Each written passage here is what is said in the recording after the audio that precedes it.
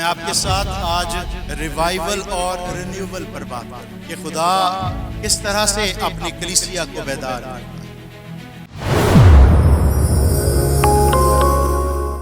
جب بیداری آتی ہے، ریوائیول آتا ہے، خدا آتا ہے، وہ زندگیوں کو تبدیل کرتا ہے۔ میں دل کی گہرائی سے شکر گزار ہوں خدا کے خادم پاسٹر ہنری نیلم صاحب کا، ان کی ساری کلیسیا اور انتظامیہ کا، جنہوں نے اس قدر خوبصورت محفل سجائی ہے خداوند کی پرستش اور ستائش کے لیے، اور مجھے موقع دیا کہ میں آپ کے ساتھ بات چیت کروں۔ ارادہ نہیں تھا کہ میں کوئی بات چیت کروں گا۔ پاسٹر قمر زمان صاحب تشریف فرما ہیں اور خدا کا کلام ہمارے ساتھ بانٹیں گے، لیکن کیونکہ ان کا حکم ہوا ہے تو ضرور میں چند ایک باتیں آپ کے ساتھ ضرور شیئر کرنا چاہوں گا، اور خاص طور پر جب پاسبانوں کو یہ کہا جائے کہ 10-12 منٹ کی بات کرنی ہے تو اتنا وقت جو ہے وہ تعارف میں لے لیتے ہیں، لیکن بائبل یہ بھی بیان کرتی ہے کہ نبیوں کی روحیں جو ہیں وہ نبیوں کے تابع ہیں۔ جتنی بھی بات چیت کرنے کو کہا جائے اتنا وقت لینا ہی مناسب ہے، اور یاد رکھیے 12 منٹ بھی بہت وقت ہے۔ اگر ہم خدا کے کلام کو شیئر کرتے ہیں، بانٹتے ہیں، تو 12 منٹ بھی بہت وقت ہے۔ میں چاہوں گا چند ایک باتیں آپ کے ساتھ شیئر کروں۔ زیادہ وقت جو ہے وہ خدا کے خادم کو ہم دیں گے تاکہ وہ شیئر کریں، اور جو خدا نے ان کو بوجھ دیا ہے اس کلیسیا کے لیے وہ بانٹیں۔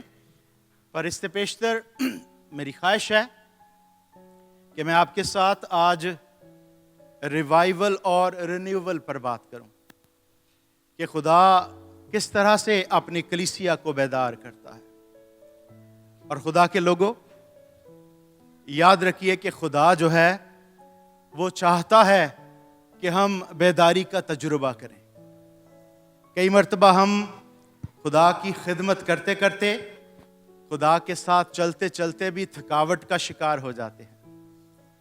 ہمارے اوپر بھی جو ہے روحانی ہوتے ہوئے بھی وقت کی دھول جو ہے وہ پڑ جاتی ہے، اور خدا چاہتا ہے کہ ڈسٹ آف کرے، ہمیں جھاڑ پھٹک کر ہمارے اوپر سے وہ مٹی اتارے اور ہمیں دوبارہ سے تازہ دم کر دے، ہمیں دوبارہ سے بحال کر دے۔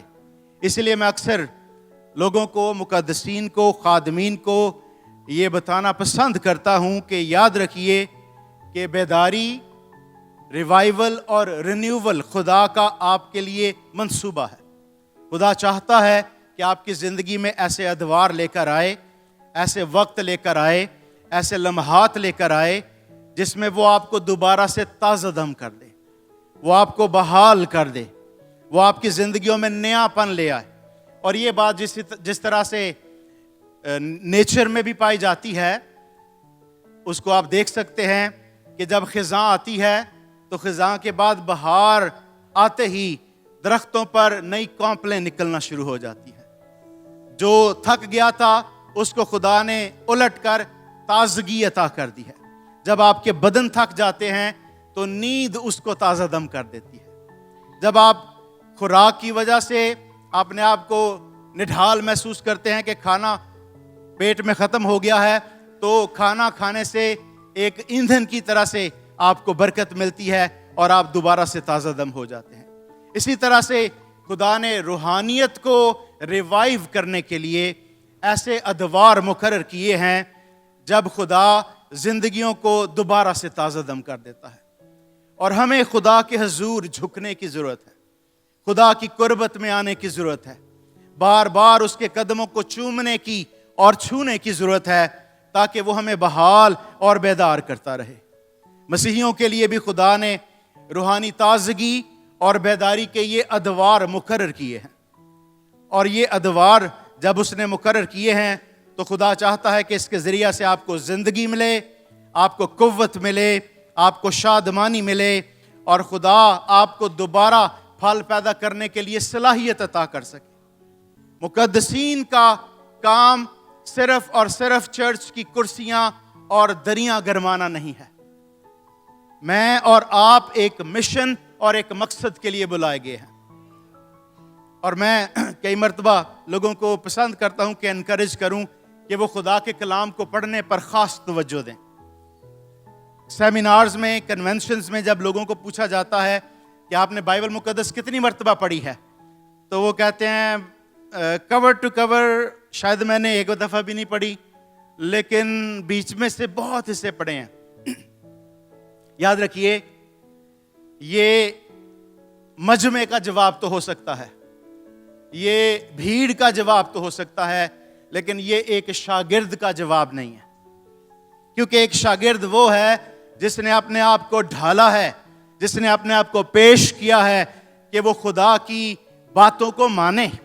وہ تابعداری میں اپنے آپ کو پیش کر چکا ہے، اس لیے اس کو ہر روز خدا کے کلام میں زندگی بسر کرنی ہے، اسے ہر روز پڑھنا ہے. سو اپنا ٹارگٹ بنائیے کہ آپ نے سال میں ایک مرتبہ کم از کم ضرور بائبل مقدس کو کور ٹو کور پڑھنا ہے. اور جتنے آپ کی زندگی کے توبہ کے بعد سال ہوں، اتنی ہی مرتبہ آپ نے بائبل پڑھی ہوئی ہو. اگر آپ 10 سال سے مقدس شخص ہیں، ایماندار ہیں، آپ نے 10 مرتبہ بائبل مقدس پڑھی ہوئی. آمین. آپ میرے ساتھ ہیں، جاگ رہے ہیں؟ اس لیے یہ بیداری کے جو اوقات ہیں، ادوار ہیں، یہ خدا آپ کی زندگی میں لاتا ہے، لانا چاہتا ہے. لیکن اس کے بارے میں کوئی شخص پیش بینی نہیں کر سکتا. کوئی شخص یہ نہیں کہے گا کہ فلاں جگہ پر فلاں دن میں بیداری آ جائے گی، اس لیے کہ بیداری خدا کے دل کے اندر سے جنم لیتی ہے، اس کے ذات کے اندر سے نکلتی ہے، اور صرف خدا کی ذات ہی اس کے بارے میں جانتی ہے اور آگاہ ہے. ہم اس کے بارے میں پورے طور پر پورے وثوق کے ساتھ پیشین گوئی نہیں کر سکتے. لیکن اگر آپ نے یوحنا کی طرح سے خدا کے سینے پر سر رکھا ہوا ہے، اگر آپ اس کے دل کی دھڑکن کو محسوس کر رہے ہیں، تو پھر آپ جان سکتے ہیں کہ کب بیداری آئے گی اور کب آپ کو اپنے آپ کو تیار کرنا ہے، کب لوگوں نے اپنے آپ کو خدا کی حضوری میں پیش کرنا ہے. سو بیداری کا واحد سرچشمہ خدا کی ذات ہے جو کہ القادر ہے، اور بیداری اکثر خدا کی ذات اور قدرت کا نیا احساس ہمیں بخشتی. وہ آپ کو تازہ دم تو کرتا ہے، لیکن اس کے ساتھ ساتھ اپنی قدرت کا احساس بھی وہ آپ کو اور مجھے دلاتا ہے. بیداری کلیسیا کی زندگی اور گواہی میں خدا کی فوق الفطرت قدرت کی اچانک مداخلت ہے.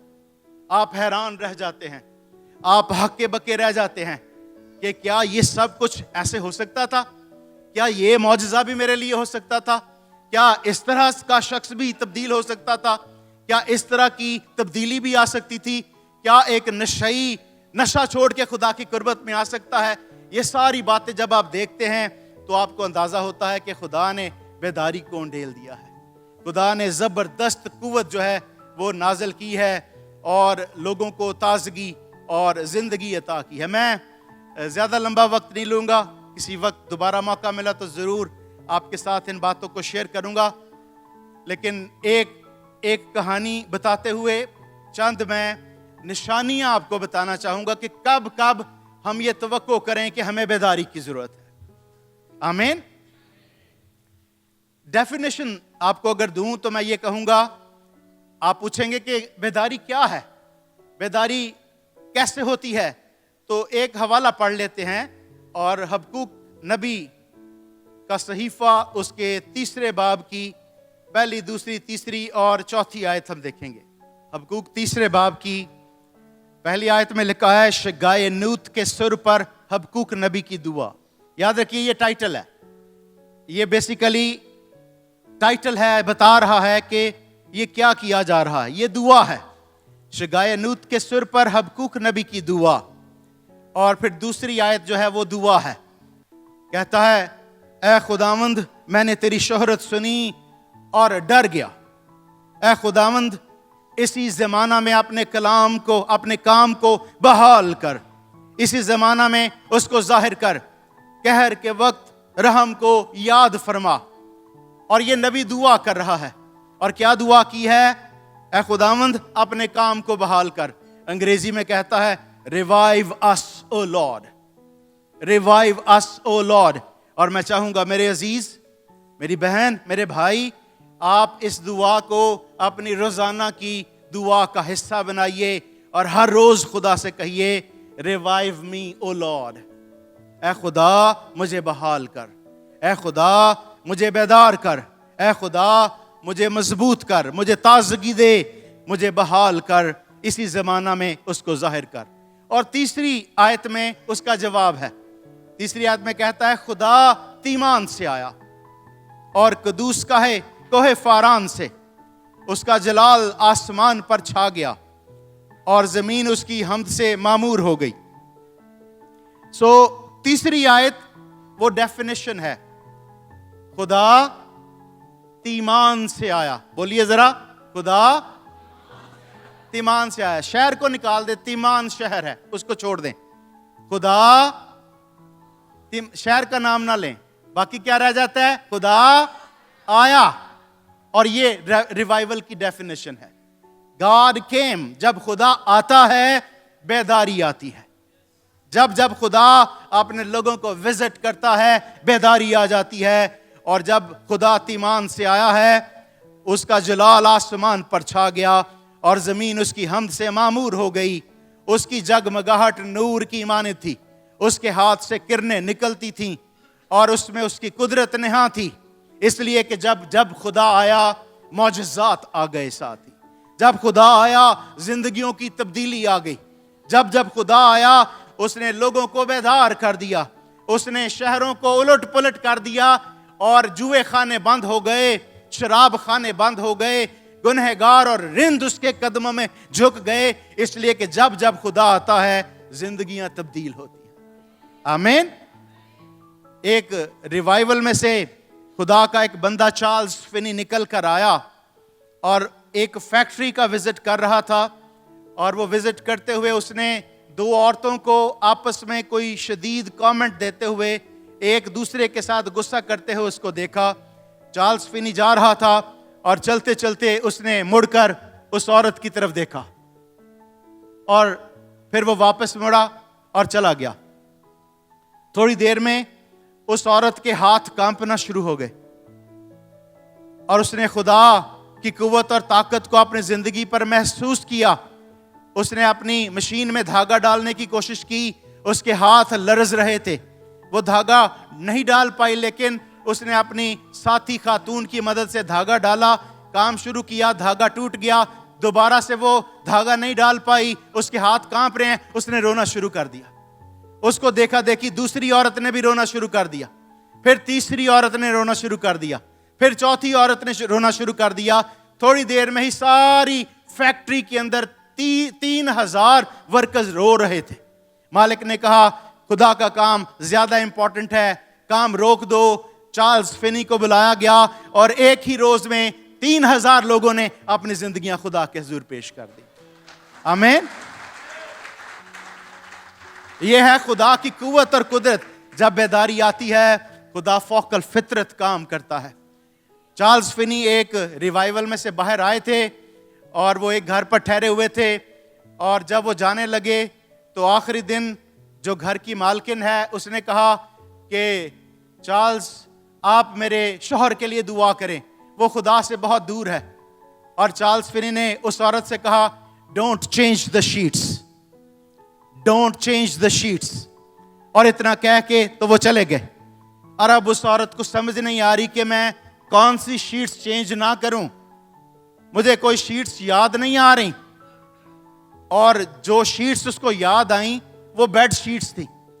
تو اس نے کہا اچھا، جس کمرے میں ہم نے ان کو ٹھہرایا ہے جو کہ ہمارا اپنا بیڈ روم تھا، ہم نے خالی کر کے ان کو دیا ہے، اس کی شیٹس میں چینج نہیں کرتی، بیڈ شیٹس۔ اور اس نے بیڈ شیٹس چینج نہیں کی، اور اس رات وہ انہی بیڈ شیٹس میں وہ اور اس کا شوہر سو گئے۔ اور آدھی رات کو اس کا شوہر جو ہے وہ ہڑبڑا کر اٹھ بیٹھا اور اس نے کہا تم نے شیٹس نہیں چینج کی، تم نے شیٹس نہیں چینج کی۔ اور اس نے کہا کیوں، کیا ہوا؟ اس نے کہا ان چادروں کے اندر آگ لگی ہوئی ہے اور میں اس پر لیٹ نہیں سکتا۔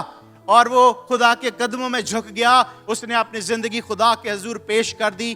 اس لیے کہ جب بیداری آتی ہے، ریوائیول آتا ہے، خدا آتا ہے، وہ زندگیوں کو تبدیل کرتا ہے۔ آمین۔ آپ کا خدا, میرا خدا جو ہے وہ بابرکت خدا, وہ آپ کو اور مجھے ریوائیو کرنا چاہتا ہے.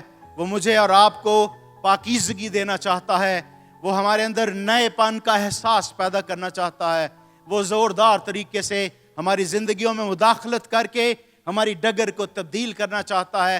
اگر آپ روٹین میں پڑے ہوئے ہیں, وہی بار بار چیزیں کرتے چلے جا رہے ہیں, آئیے خدا کو تھام لیجئے اور اس کو اپنی زندگی پیش کیجئے اور اس سے کہیے ریوائیو اس او لارڈ. خداوند آپ سب کو بہت برکت دے. Thank you so much.